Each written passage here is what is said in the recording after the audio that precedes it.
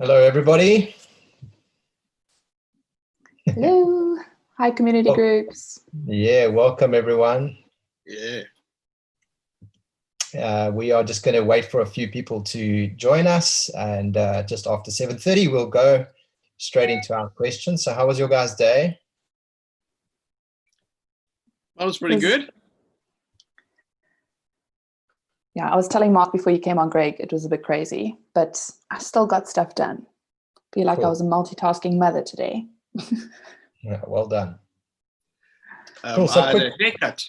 I bumped into Greg, actually. We both had a little trim. I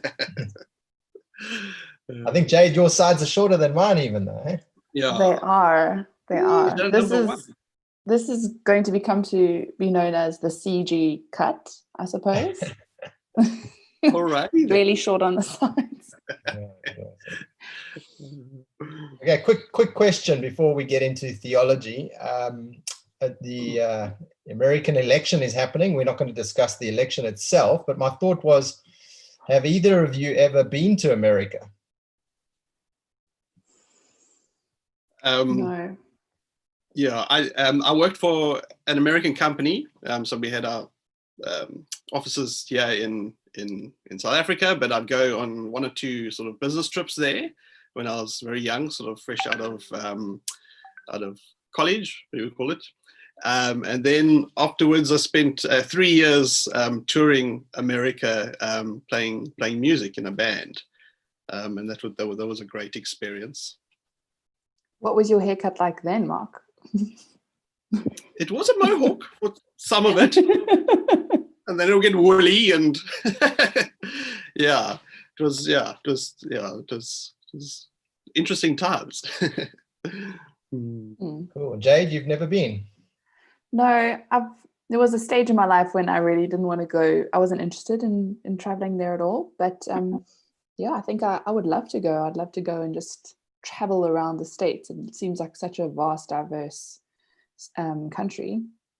It's practically a continent. Yeah. So it would be a nice trip one day, if they let me in.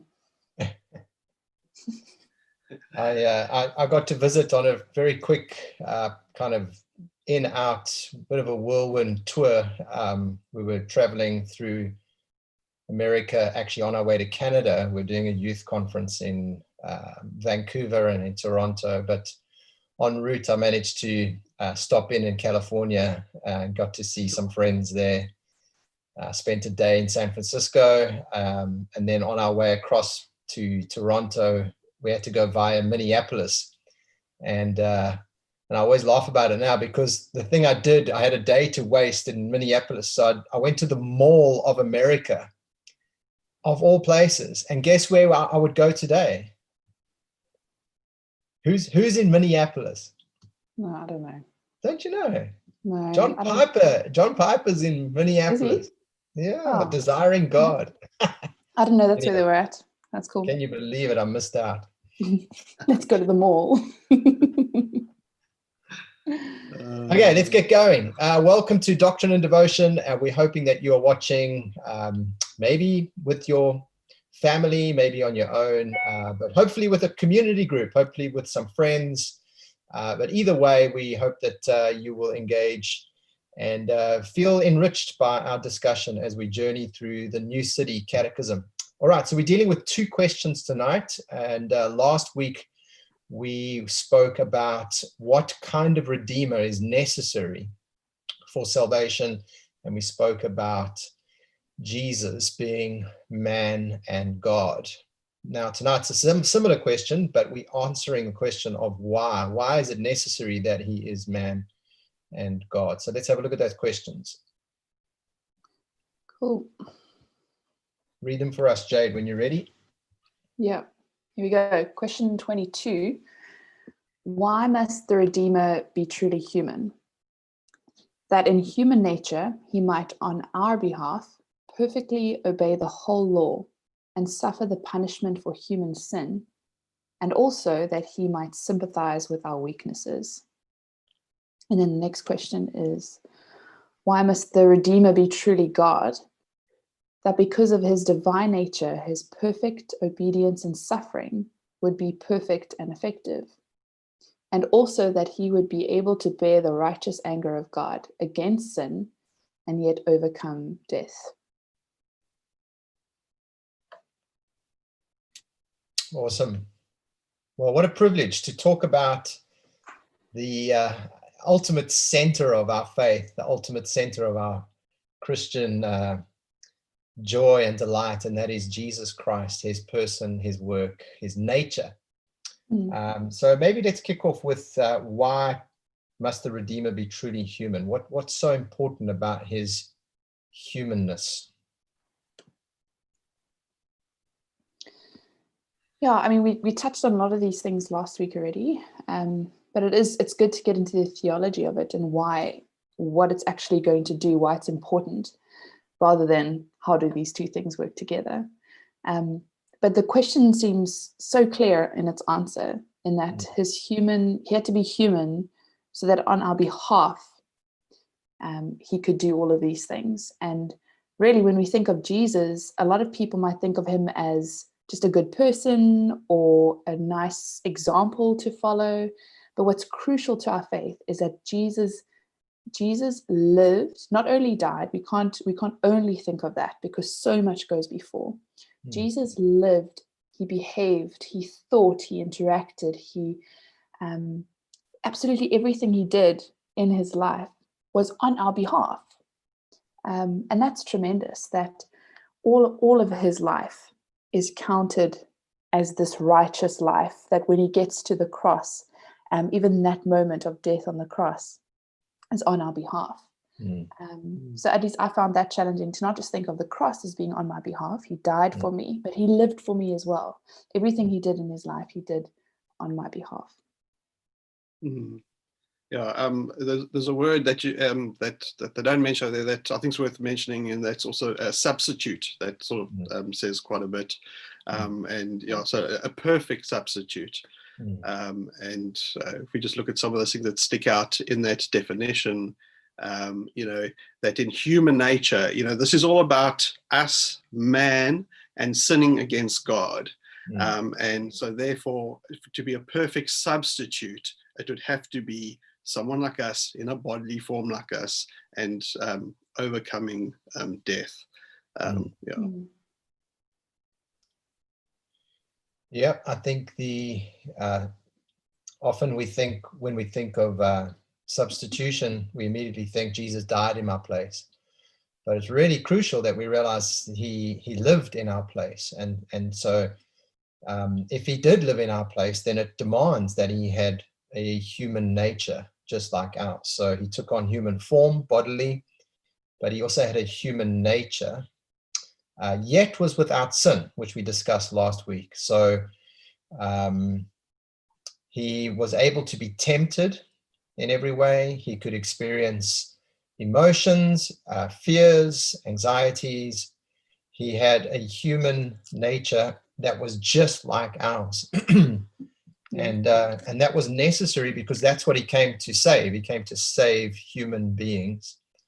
And so in order to rescue us from our dilemma, from our sinful state, he needed to take on that state himself. But we can't just talk about humanity without leaving out divinity, because in the one breath we're saying he took on human nature, but on the other hand we're saying yet he was without sin, which now leans into the other half, and that is, and the only way he could not sin was because he was also divine, fully divine. Any thoughts on that? Perhaps bridging the gap between human and divine, in my mind, is this thought that how does one human being represent every human being? It makes sense that one person can stand in the gap for one other person, but here Jesus, a human being, he had to be in order to be our substitute, but he is a substitute for many, many, many, many people. And if you think of it I just see that as in between those two ideas, as human and divine, and here Jesus is representing many people in both capacities. And actually, since we're going through Exodus, what's so lovely is Exodus, here we're presented with this nation of Israel, and they are God's people. And when we read through the Gospel of Matthew, Jesus is depicted as the one human being who fulfills everything that not I should have done individually or that you should have done individually. Jesus represents an entire nation and everything that the nation should have done. And he perfectly lives out everything that an entire nation could not do. And that just moves us more towards the divine. This is something incredible. This is something only God can do, is take the place of many people. When I was reading through this, I was just reminded of how amazing the gospel is, obviously, but just that this plan, just how rich it is. If we look at how we can sort of we can pray to God, knowing that Jesus went through a lot of stuff that we are faced with. So that's sort of what I'm getting to. Can you imagine if that just wasn't there? Can you imagine if we just heard about this thing that happened and someone said, I've got this, cover sin. But for us, how precious it is to know that everything that we go through daily, all the struggles, Jesus walked through that tenfold and was perfect. So it would have felt horrid. Sin would have felt absolute horrid. And I want to read Hebrews 5:7-9, because I think it sort of really just hits home there. It says, in the days of his flesh, Jesus offered up prayers and supplications with loud cries and tears to him who was able to save him from death, and he was heard because of his reverence. Although he was a son, he learned obedience through what he suffered, and being made perfect, he became a source of eternal salvation to all who obey him.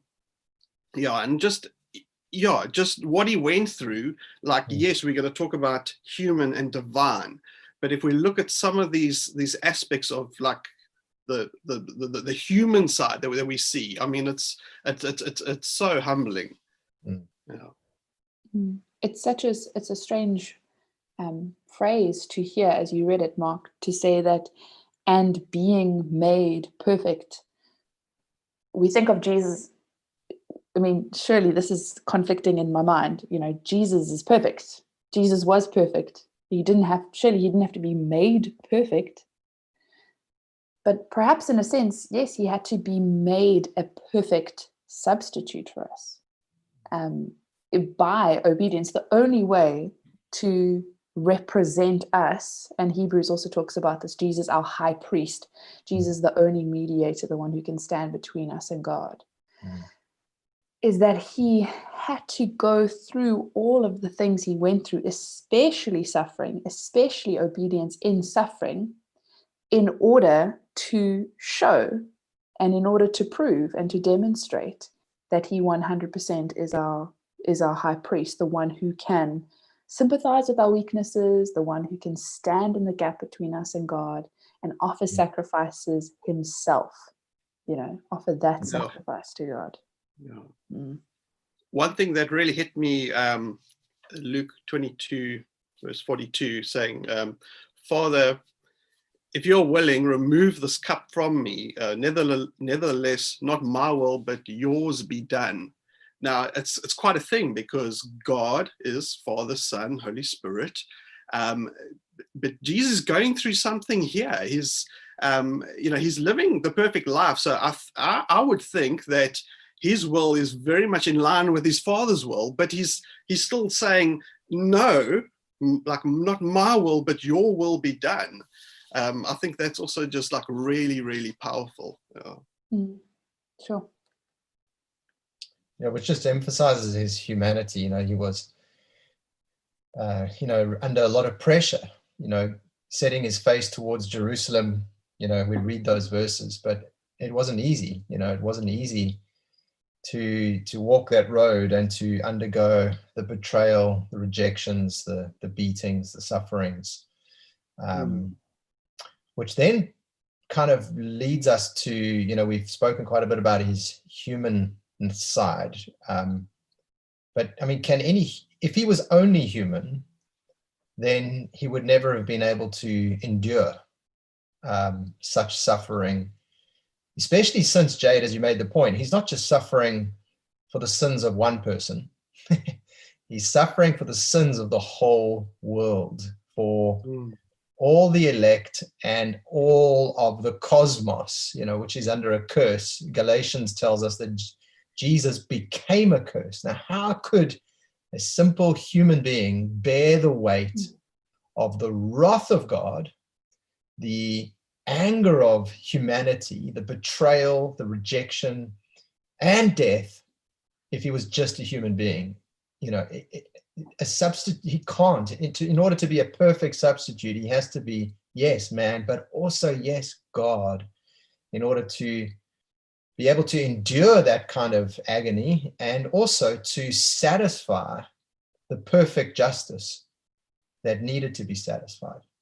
And then there's the other side. It's his resurrection and what he secures for us. Yeah. It's not just the things he takes away in his death.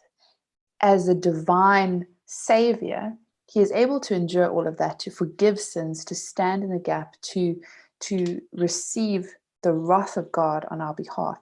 But then how much more what he has won for us as God. And so all those benefits we receive. Just looking in Hebrews again, there's so much in Hebrews about this topic. Hebrews chapter 2, verse 14, since therefore the children share in flesh and blood, he himself likewise partook of the same things, that through death he might destroy the one who is the power of death, that is the devil, and deliver all those who through fear of death were subject to lifelong slavery. For surely it is not angels that helps, but he helps the offspring of Abraham. Therefore, he had to be made like his brothers in every respect, so that he might become a merciful and faithful high priest in the service of God, to make propitiation for the sins of the people. And the language is so familial. It's so much my brothers. These are my people. And I think, Greg, you spoke about this last week. The fact that it's not just that he saves us from sin and then we have like a neutral score now, or we're just free people, but he makes us his children. It's God who comes down to us. He doesn't send some other angelic being. He sends himself to take on our nature so that we can take on his nature and actually be part of his family. The amount that is actually achieved at the cross, we can't just summarize it as forgiveness. That is true, but there's so much more. And it's all tied up to this human divine savior. Yeah. Listen to Acts 2 just quickly, where, speaking about his death. So in order to die, he needed to be human. This is so simple. But in order to rise from the dead, he needed to be divine in being fully God. So it says God raised him up, loosening the pangs of death, because it was not possible for him to be held by it. The point is, God can't die. So on the one hand, he dies because he's fully man. On the other hand, he can't die because he's God. And so you got these two natures in play. And I don't know if you guys read John Chrysostom's commentary. Loved it. Yeah, Loved it. It's worth reading. I mean, I won't read it all, but I love the part about. Were you going to read it? I almost read it, but I was thinking, do we have time? Yeah, okay. But just summarize it. Let me just read my favorite part, and maybe if you guys are watching, you could read the commentary. It's on question 23. He just speaks about Christ, dying, and the picture of him as descending into hell, going down into the place of the dead. And so there's lots of debate around it. Was it really hell? I mean, whether it was or not, he did die and he did experience hell on the cross. But he goes on and he says, by descending into hell, he made hell captive. He angered it when it tasted his flesh. So now we've got this lovely allegory, this picture of the personification of hell. So hell tastes this person, Jesus, but hell doesn't like the taste of it. So it gets angry. It's angry when it tasted his flesh. And Isaiah, foretelling this, did cry, hell said he was angered when it encountered thee. It was angered, for it was abolished. It was angered, for it was mocked. It was angered, for it was slain. It was angered, for it was fettered in chains. It took a body and met God face to face. It took earth and it encountered heaven. Yo, I love that. Yeah. So like death swallowed this person, hoping it would just be a man, but it was man and God, and so he was angry. It's game over. And then it spat him out like Jonah, like the whale, into life. Yeah. And then, I mean, Glad you just you think enjoyed about it. I didn't. Didn't you? I didn't. As I read it, you've caused me to enjoy it a little bit more, seeing you guys enjoy it so much. But as I read it, to be honest, I didn't quite like the language, but it is quite I like the personification of death. Like death actually takes on this like experience, and death is like, oh, I don't like this, and then it's like, death, where is your sting? Where is your power? But I mean, we could just think about Adam and the fall and that day in Eden, and I mean, Satan, what was happening just spiritually, what is happening? And then you've got the second Adam, the true, Jesus, and then you've got on the cross, and then something really hectic happens there, and that's our good news. Yeah. That's a good point, because if Jesus was just a perfect man, then he would have been just like Adam. So it's not enough just to be a perfect man. He needed to be perfectly God also in order to pass the test that Adam failed to pass. Yeah. Sorry, Mark, I interrupted you. What were you going to say? That's it, actually. Just I just got really excited about that today, just thinking about that.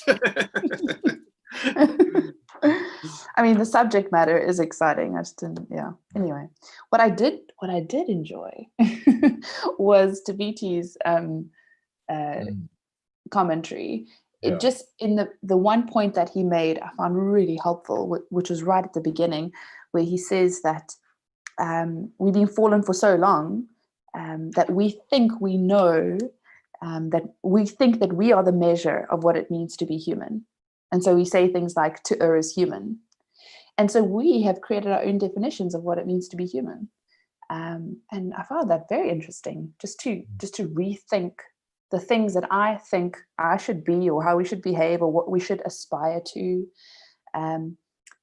Rather, as we look at Christ, he demonstrates perfectly what it means to be a human, not just in his behavior, but in his ambition.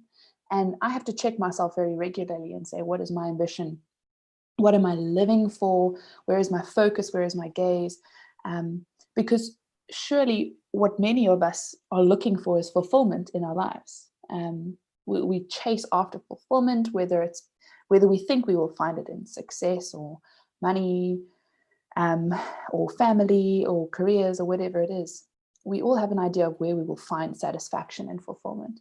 And really, Jesus points us to the only place we can find satisfaction is to live the way he did, and to, like you read earlier, Mark, to look to the Father and say, it's your will. Yours is the will that I'm looking for. And then I'm also just reminded of, ask whatever you will in my name and it will be given to you. What kind of wonderful relationship can we have with God when our will is aligned with his, when our purpose and desires are perfectly human? Not to err as human, but perfectly human as we were created to be. Yeah, I think it's something worth all of us thinking, community groups, you guys out there, just thinking about how beautiful it is having our God, walk this on earth, his walk, and just think what it does to our prayer life and our worship. Anything we're going through, we can just pray. We can pray to God and go, this is where I'm at. These are my struggles, and he can sympathize with us. And I think it's just so beautiful. It really is. Just another verse that points to the combination of natures. Remember, we're talking about Jesus as one person with two natures. We're not talking about two people. We're not talking about 50-50. We're talking about 100% God, 100% human, two natures in one person. And Paul, when he's speaking to the elders in Ephesus in Acts 20, from verse 28, he speaks about them as overseers. And here's what he tells the overseers to do: to care for the church of God, which he obtained with his own blood, which is an explicit statement of Jesus being God, to care for the church of Jesus, the church of God, that he calls Jesus God, which he obtained with his own blood, because it was Jesus who shed his blood. So Jesus can be the only kind of subject that he's referring to. So these elders are to care for the church of God, Jesus, which he obtained with his own blood. And in order to shed blood, he needed to be human. So you got this human and divine. Yeah. The humanity is shedding his blood, but at the same time, he's saying this is God. This Jesus who bled is God. And the result is a church. This is what he achieves. He's gathering a flock by being the perfect substitute and perfect sacrifice. Substitute in his life and a sacrifice in his death. And because of that, he has a body, a church. Pretty amazing. Mm. This might seem unrelated, but it's just something that I find really interesting. In the Gospel of Mark, when we read about Jesus and his ministry, Matthew has this lengthy discussion about like the temptations of Jesus and his baptism, and sort of pointing all that stuff back to Exodus and Israel, making us think about Moses and their wilderness journey. But in the Gospel of Mark, it's so short. It says the Spirit drove him out into the wilderness, and he was in the wilderness 40 days being tempted by Satan, and he was with the wild animals, and the angels were ministering to him. And that's all it says.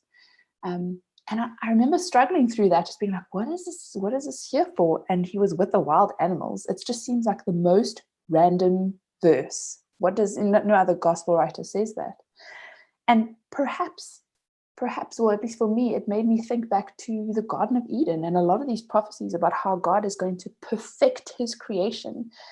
And perhaps even here in Mark, in this gospel, we have a picture of Jesus being the perfect human, as it should have been in the Garden of Eden, that he could be amongst wild animals, and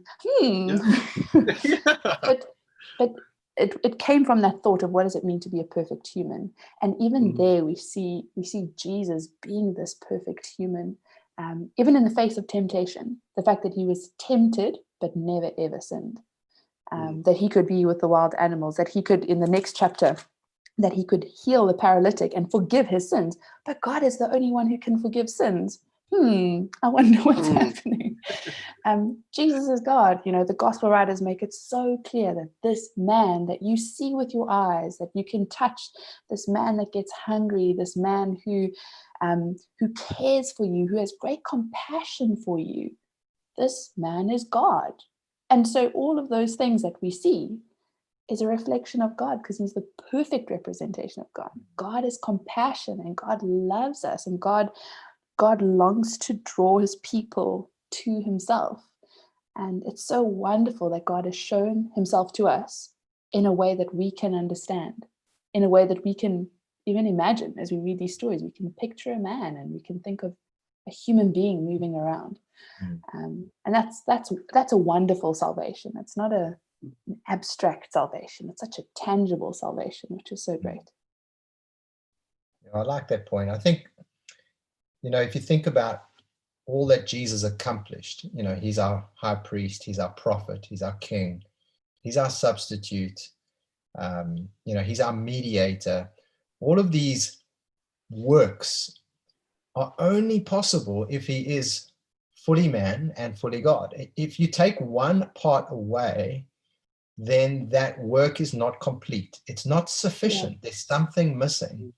And so, in his humanity, he's forgiving people their sins, and he's, and then he dies for forgiveness of sins. And in his, humanity, he is the sympathizing high priest, but then the high priest also needs to be anointed by God as a representative. So he's a mediator. So at the same time, he's a sympathizer, but at the same time, he's a mediator. And you just can't escape it. You can't escape it. If you remove one part, you just start to undermine the sufficiency of his accomplishment, of what he actually accomplished for us. Yeah. Should we leave it there? I think one of the things. Let's go for another 30 minutes. 30 minutes goes. We'll hand it over now to the other guys. Yeah. Maybe one of the things the groups can discuss is a little more of Hebrews chapter 5, where we get this picture of Jesus as the high priest. And the role of the high priest in the Old Testament was massive. It was such a critical role throughout the history of Israel, serving in the temple. But one of the problems with the Old Testament high priests is that they would die. And so every few years, they'd need to appoint a new one. And Hebrews makes that point. So in what way, maybe you guys can discuss it, is Jesus the true and the better high priest, in that I'll leave it up to you guys. You can discuss it. And if you have any questions, feel free to get hold of us. But thanks for watching, and thanks for listening, and have a great evening. God bless.